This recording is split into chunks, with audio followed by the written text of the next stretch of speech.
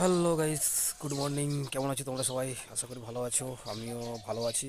আজকে মাল যাবে, কালকে বুকিং আছে, আজ বিকেলে মাল বেরোবে। এই মালগুলো সেটা তোমাকে দেখাতে চলেছি। এই যে দেখো, 4টা মাল আজকে বুকিং আছে বিয়েবাড়ি উপলক্ষে যাবে।